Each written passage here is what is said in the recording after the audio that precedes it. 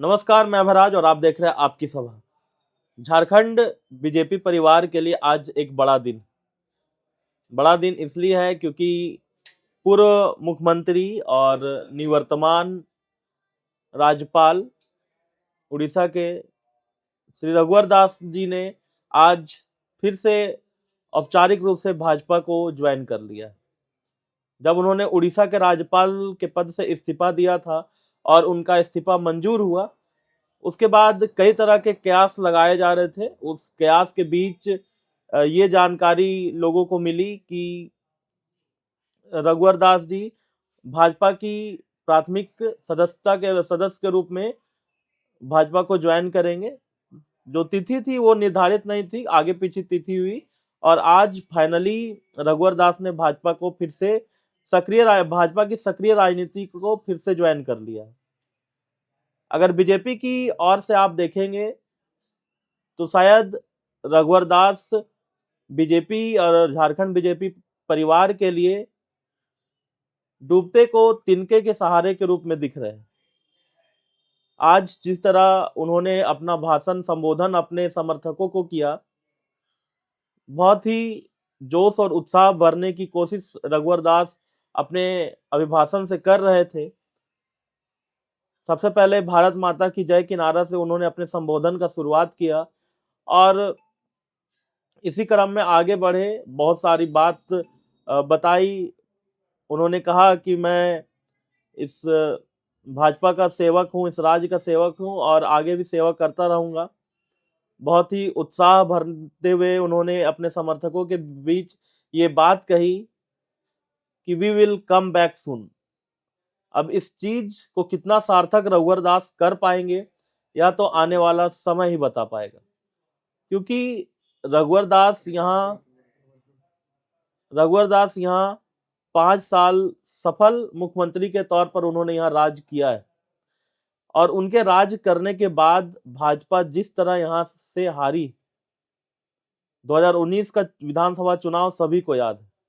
बहुत लंबा समय अभी नहीं हुआ है और बीजेपी ये अब आशा कर रही है कि रघुवर दास फिर से बीजेपी के लिए यहाँ बीजेपी को वापस खड़ी करेगी। अभी जस्ट कुछ महीने पहले विधानसभा 2024 झारखंड में खत्म हुआ है।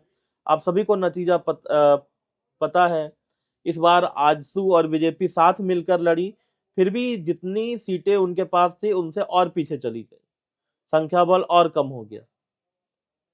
सवाल फिर से वही है कि क्या सच में रघुवर दास झारखंड में भाजपा की राजनीति को एक नया मुकाम पर लेकर जाएंगे। अगर आप राजनीतिक पंडितों की माने तो नेतृत्व क्षमता रघुवर दास में है, कड़ी मेहनत भी करते हैं, ऑन फील्ड रहते भी हैं, लेकिन जो गैप उनके साथ 2019 में बना है लोगों से, कहीं ना कहीं वो गैप अभी तक भर नहीं पाया है।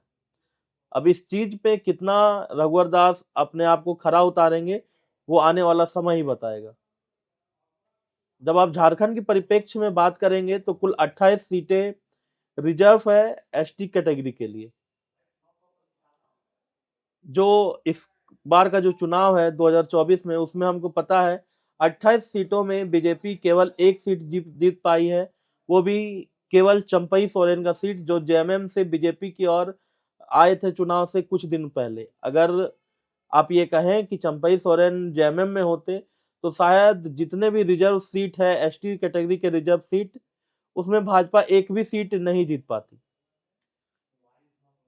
लेकिन क्या आपको लगता है जो डेंट रघुवर सरकार के समय में आदिवासियों को मिला है